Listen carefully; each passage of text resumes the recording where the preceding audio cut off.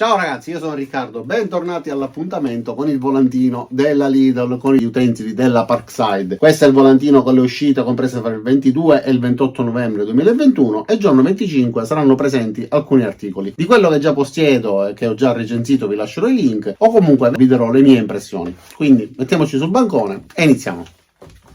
Quindi andiamo direttamente a pagina 32 del volantino, con le uscite che inizieranno da giovedì 25 novembre. Solitamente questi articoli finiscono molto rapidamente. Infatti, come vedete, a fianco ad ogni prezzo c'è un asterisco e in basso a sinistra c'è un riferimento nel quale ci avvisa che nonostante l'attento approvvigionamento, questi articoli potrebbero finire in breve tempo. Quindi in alto a sinistra della stessa pagina troviamo l'abitatore. Si tratta di un abitatore classico ormai nel mondo Parkside, è l'ex ghiera grigia, che però è stato cambiato nella colorazione, infatti ora ha la ghiera nera. Prima gli abitatori della Parkside si distinguevano in ghiera grigia e ghiera rossa. Il ghiera rossa aveva la percussione, il ghiera grigia invece non l'aveva. Le prime versioni di questo modello, oltre ad avere la ghiera grigia, non dichiaravano una coppia massima, che poi ho scoperto essere 35 Nm, per poi salire nei modelli successivi a 40. Questa addirittura a 45 Nm di coppia di serraggio, che però sono gestibili grazie alla sua frizione su 25 livelli, quindi ci permette di lavorare tranquillamente sia con viti grandi che con viti piccole, perché tramite questa frizione possiamo decidere quanta forza dare alla vita ed evitare di rovinare le superfici. Avrà due velocità,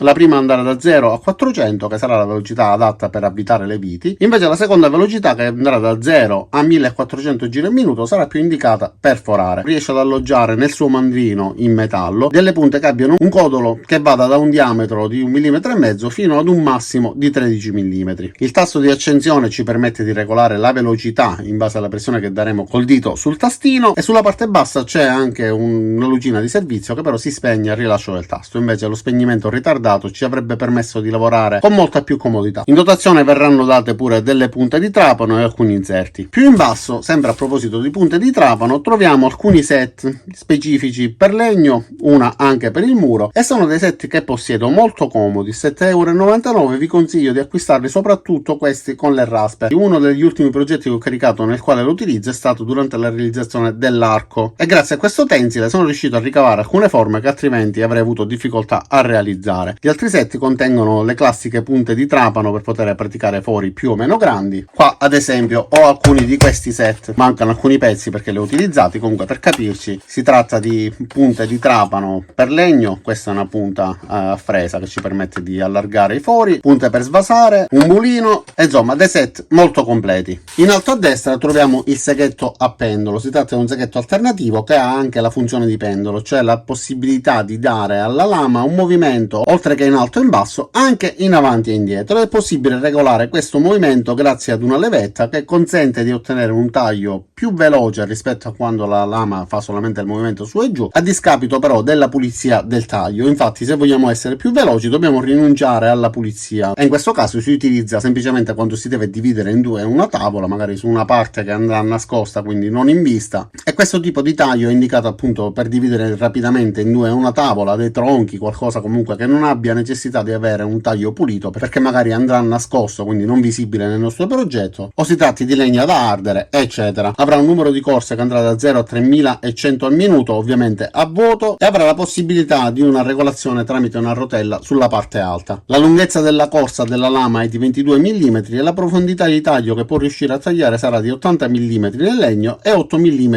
sul metallo. Ha anche la funzione di soffiaggio per poter spostare i trucioli durante la lavorazione e la possibilità di utilizzare un aspirapolvere grazie ad un adattatore che va montato sulla parte bassa. La base è un rivestimento in plastica antigraffio, quindi è possibile utilizzarlo anche su superfici delicate senza lasciare i segni dello strofinio, e sarà possibile inclinare la stessa base con un'angolazione verso destra o verso sinistra con un massimo di 45 gradi, regolabile a step di 15, 30 e 45 gradi. Avrà anche la proiezione laser che ci guiderà nel taglio, e sarà possibile tramite una vite nella parte laterale regolare l'orientamento del laser nel caso in cui non fosse perfettamente allineato con la lama. Inoltre sarà dotato anche di un LED che illuminerà la zona nella quale tagliamo. Avrà 800 watt di potenza e cavo di alimentazione molto lungo, non ricordo esattamente se siano 3 o 4 metri. Inoltre verrà data anche una battuta laterale per aiutarci a eseguire tagli dritti, anche se io sostengo da tempo che il seghetto alternativo è più indicato per i tagli a mano libera che non richiedano elevata precisione. Al centro della pagina troviamo degli accessori per il seghetto alternativo, quindi le lame sia per metallo che per il legno, con diversi tipi di dentatura, che ci consente consentono di avere dei tagli più o meno veloci e più o meno puliti. Sulla destra invece troviamo degli accessori per la levigatrice a penna ricaricabile con batteria integrata da 12 volt. Si tratta di accessori specifici per questo tipo di utensile che permettono sia di forare, di levigare, di lucidare, eccetera. È un set molto completo, inutile stare qua a descriverli tutti perché ci vorrebbe tantissimo tempo. Comunque ci consente di utilizzare questa levigatrice a penna in svariati modi. Questa ve l'ho pure recensita e ho anche fatto un confronto con il modello con la batteria sostituibile. In dotazione con questa levigatrice comunque troverete già 44 inserti, 5 mandrini con diversi diametri per poter utilizzare accessori che abbiano il gambo con un diametro differente uno dall'altro, e il suo costo sarà 22,99 €. L'unica pecca di questa levigatrice è il fatto che non abbia la batteria sostituibile, però mi sembra che nell'ultimo modello abbiano messo la possibilità di poterlo utilizzare con il caricabatterie inserito. Invece sul modello che possiedo io purtroppo questo non è possibile. Comunque è un articolo molto valido che ci permette di ottenere dei lavori di precisione, soprattutto per quanto riguarda modellismo, ma anche per quanto riguarda lavori di precisione nell'ambito del fai da te, dove si è richiesto un lavoro minuzioso di precisione, di levigatura, incisione, eccetera. Nella pagina successiva c'è la motosega a corrente elettrica con velocità massima della catena di 15,3 metri al secondo, una lunghezza di taglio di 39 cm e mezzo. In dotazione ci sarà anche un fodero per la lama e una bottiglietta di olio ecologico per catene. Avrà il sistema di lubrificazione automatico della lama e avrà una partenza soft start, quindi non avrà alcuno scatto durante l'avviamento. Nella descrizione c'è scritto che il motore è alloggiato da entrambi i lati su cuscinetti a sfera e avrà 2200 watt di assorbimento. Più in basso invece un articolo che secondo me è davvero molto interessante, perché si tratta di uno scaffale a 5 ripiani con la parte superiore in legno, che è possibile montare o a colonna, quindi in questo modo con i due pezzi sovrapposti, in modo da ottenere uno scaffale alto circa 1,80 m, oppure affiancati o anche separatamente, ma montandolo senza sovrapporlo, in modo da avere un bancone lungo 1,80 m oppure due banconi indipendenti da 90 cm ciascuno. E questo per esempio lo utilizzo in garage ed è molto comodo per riporci sopra trapane a colonna, levigatrici, eccetera, oltre che utilizzandolo come un classico bancone dotato di ripiani. E volendo si potrebbe anche studiare un sistema per poter mettere delle ante, quindi trasformarlo in una sorta di armadietto. Per 29,99 € secondo me è un prodotto valido, anche se ovviamente non potrà mai sostituire un bancone da lavoro, perché fissando una morsa per esempio su questo tipo di bancone sicuramente non avremo la stabilità che può avere un vero e proprio bancone. Ma per quanto riguarda l'utilizzo di attrezzature che non siano molto impegnative per quanto riguarda il ripiano, sicuramente vanno benissimo. E invece ad inizio settimana, lunedì, ci saranno anche le lampade frontali a LED con il sensore di luminosità, 12,99 €, ottime per chi fa lavori per esempio di montaggio parquet, lavori di precisione, escursioni e tanto altro. Questa la possiedo pure, ritengo che sia un prodotto molto valido perché emette una buona luminosità e grazie al sensore ci permette di adattare la luminosità in base alla luminosità presente nell'ambiente, ma ci dà anche la possibilità tramite la pressione del tastino di decidere quale luminosità impostare eliminando la funzione automatica.